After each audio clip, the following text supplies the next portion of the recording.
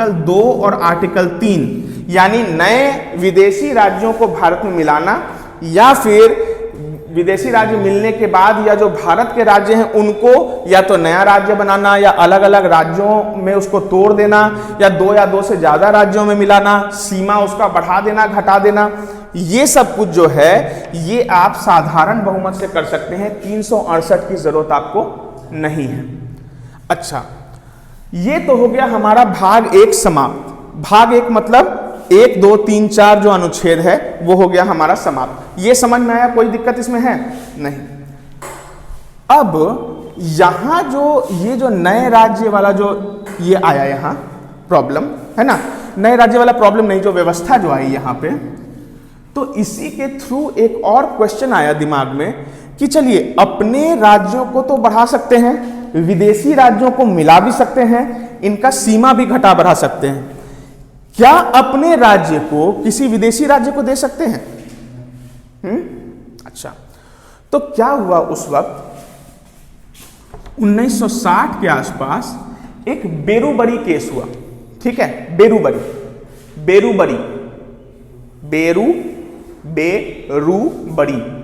ठीक है, ये क्या था?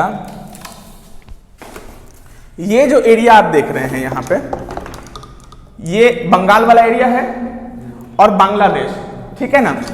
तो यहीं पर एक गांव था बेरूबरी नाम का, ठीक है। इसको आइडियली होना चाहिए था पाकिस्तान के अंदर, माने उस टाइम के ईस्ट पाकिस्तान में, है ना, जो बाद में जाके बांग्लादेश बना।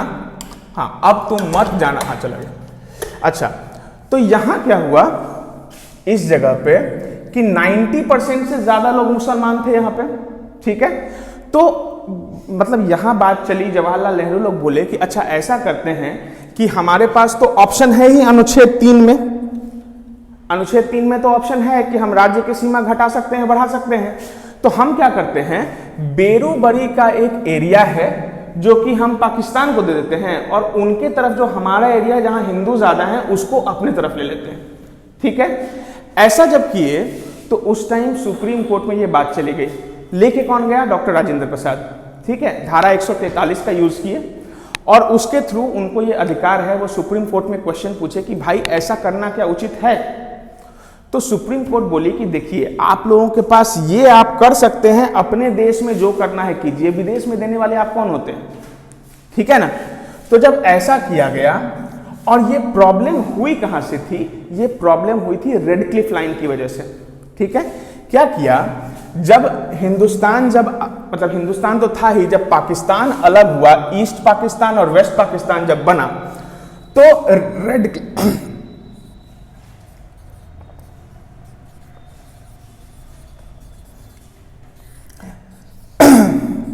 सिरिल रेडक्लिफ नाम था इनका।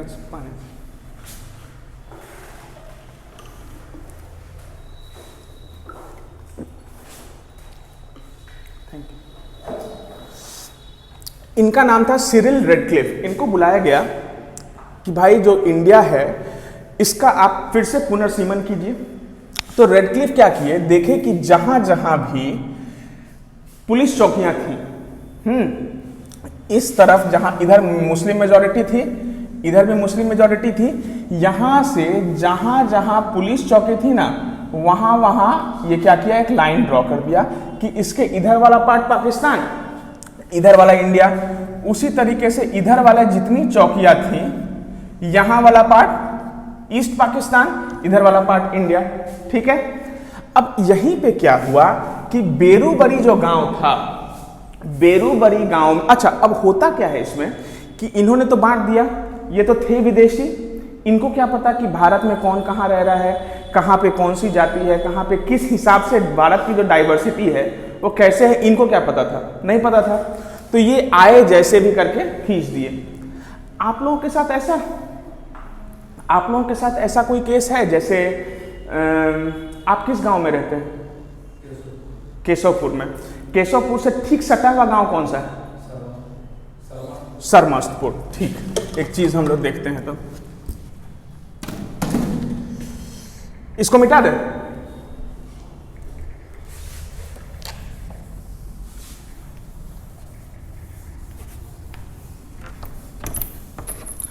अभी इसके बाद सिर्फ 2 चीज और बताना है हमको, उसके बाद आज का टॉपिक करके फिर नेक्स्ट नागरिकता हम लोग करेंगे अगला, है ना।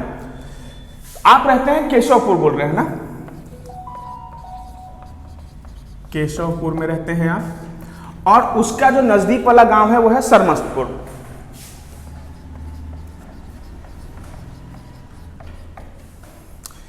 उसी तरीके से मेरा गांव है, उसको हम बोले गौसपुर, ठीक है। और उसके साथ में एक गांव है पगहिया, ठीक है जी। अच्छा, केशवपुर में आप रहते हैं, जहां सरमस्तपुर शुरू हो रहा है वहां पे आप ऐसा देखे होंगे कि जैसे मान लीजिए ये जो है राजा का घर है और भी लोगों के घर हैं इधर आपके केशवपुर में, लेकिन एक घर कोई ऐसा है या 10 घर ऐसे होंगे जो सरमस्तपुर और केशवपुर के बॉर्डर पे होंगे, है ना।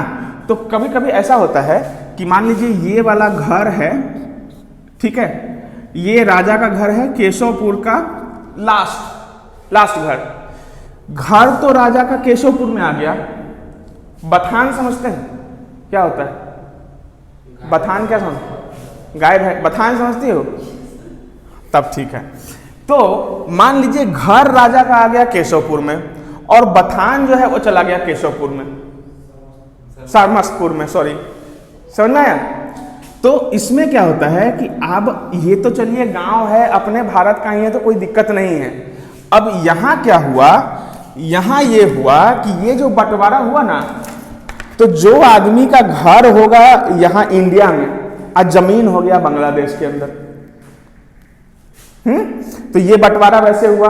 अब हमारे भी यहाँ गांव में एक हमारे चाचा लगते हैं, उनको इस वजह से बहुत दिक्कत होती है, मतलब उनका जो वोटिंग जब होता है ना तो अलग ही उनका बूथ देता है। गांव के जितने लोग हैं वो अलग बूथ पे जा रहे हैं और वो जाते हैं बिल्कुल अलग बूथ पे, सिर्फ वो, क्योंकि उनका ही घर ऐसा है कि उनका घर ही दूसरे पंचायत में है और इधर खेत बाड़ी अपने पंचायत में है। माने एक ऐसे पैर रखते हैं ना उनके यहाँ, तो एक पैर मेरा अपने गांव में, एक पैर पंचायत दूसरे पंचायत में, ऐसे करके गांव दूसरे गांव में, समझ गए। तो वो दिक्कत आई। अब यहां दिक्कत आ गई इन लोगों को, ठीक है, कि भाई हमारा जमीन उधर चला गया। तो बेरूबरी के लोगों ने, बेरूबरी के लोग जो बंगाल में थे वो लोग बंगला ही जानते होंगे ज्यादातर, उन लोगों ने अपनी उंगलियां काट के, जैसे सुभाष चंद्र बोस के टाइम था ना, तुम मुझे खून दो मैं तुम्हें आजादी दूंगा, उसी टाइप से बेरूबरी के लोगों ने राजेंद्र प्रसाद को अपने उंगलियां काट काट के खून से लिख के चिट्ठी दी कि रक्त देबो प्राण देबो बेरूबरी देबो ना।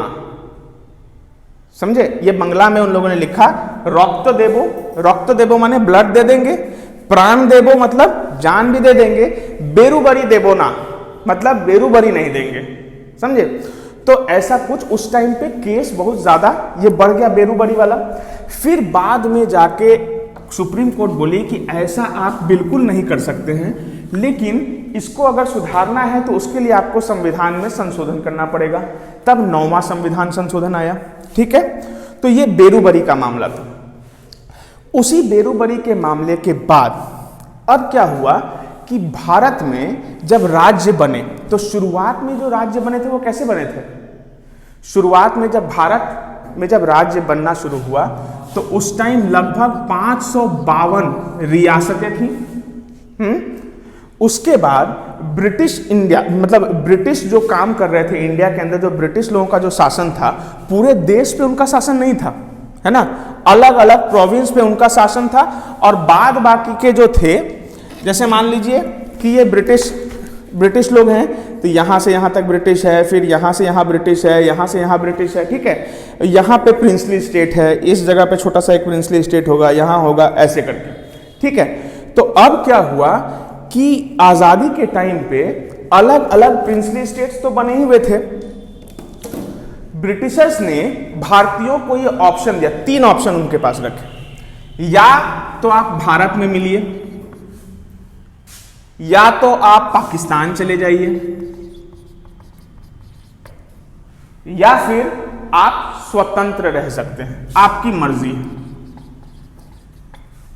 ठीक है। ये 3 ऑप्शंस दिए गए सभी प्रांतों को, सभी राज्यों को, कि अगर आपका मन हो तो आप भारत में विलय कर लीजिए। क्यों ऐसा हुआ? क्योंकि उस टाइम तो प्रिंसली स्टेट्स भी थे, है ना, राजा महाराजा वाले थे, तो उन लोगों को ये छूट दी गई कि भारत जाइए, पाकिस्तान जाइए, स्वतंत्र रहिए।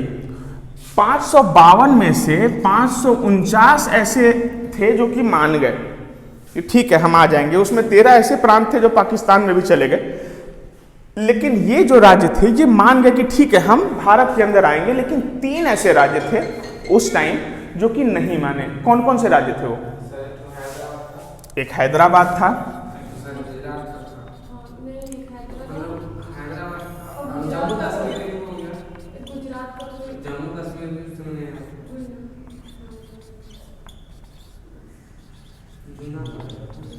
ठीक है, 3 राज्य ऐसे थे। हैदराबाद आज भले एक शहर है, उस टाइम एक राज्य हुआ करता था, नवाब वाला।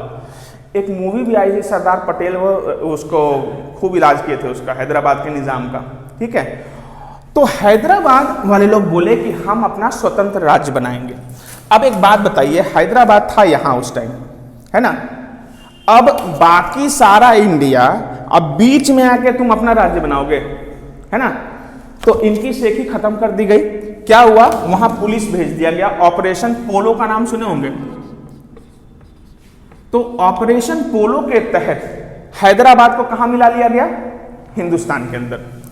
उसके बाद बात करते हैं जूनागढ़ की। जूनागढ़ वाला जो साइड था वो इधर वाला एरिया हो गया जूनागढ़ का, ठीक है। जूनागढ़ का जो शासक था वो मुस्लिम, लेकिन वहां की जो प्रजा थी या वहां का जो पॉपुलेशन था वो क्या था? हिंदू। तो वहां क्या किया गया? जनमत संग्रह, ठीक है। अब आते हैं जम्मू कश्मीर पे। जम्मू कश्मीर का राजा कौन था उस टाइम? हरि सिंह, ठीक है। राजा हिंदू, पॉपुलेशन मुस्लिम।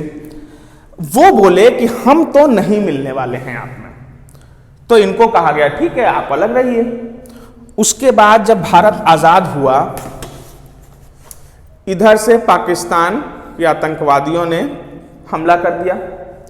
जब यहां पे हमला किया तो आधा जगह तो ये लेके इधर बैठ गए, है ना, जिसको आज हम पीओके जानते हैं, ठीक है। जब यहां ये लेके बैठ गए तो हरि सिंह देख रहे हैं कि भाई अब तो यहां हमारा भी, मेरी जान भी खतरे में है, तो हम क्या करें। तो हरि सिंह गए किसके पास? जवाहरलाल नेहरू के पास, कि अब ऐसा है हम मिलना चाहते हैं सर, मिलाइए हमको। नेहरू जी बोले सरदार पटेल को कि सर आप जाइए, देखिए इनको क्या करना है। तो उनसे कहा गया कि हम जाएंगे जब तक नहीं जब तक आप विलय पत्र पे हस्ताक्षर नहीं करते हैं। विलय पत्र पे जब हस्ताक्षर हुआ तो विलय पत्र पे हस्ताक्षर होने के बाद क्या हुआ? इंडियन ट्रूप्स वहां गई और उस टाइम नौशेरा में काफी भयंकर लड़ाई लड़ी गई थी। अब्दुल हमीद का नाम सुने होंगे, नौशेरा का वीर कहा जाता है उनको, भारतीय थे। हाँ,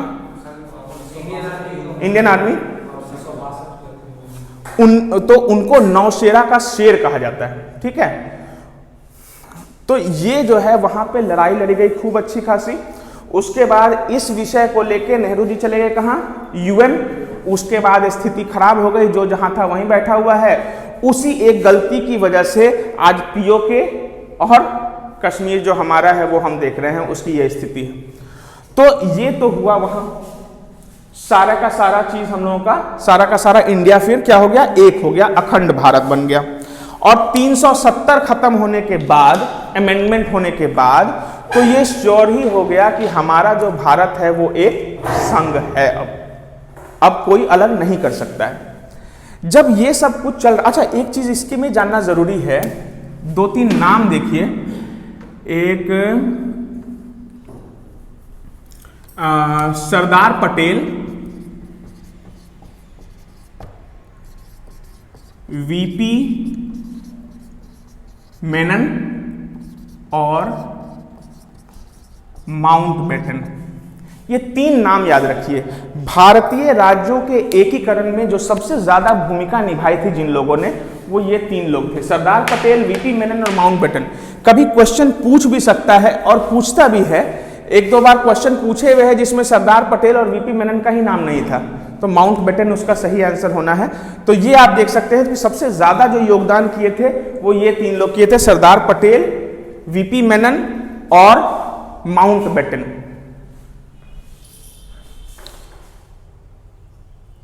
अब हमको बताना है सर एसके धार आयोग, जेवीपी आयोग और फजल अली आयोग। 11 बज गया, क्या करें अभी, बताना है कि छोड़ना है ना? मुंह देख के लग रहा है। ठीक।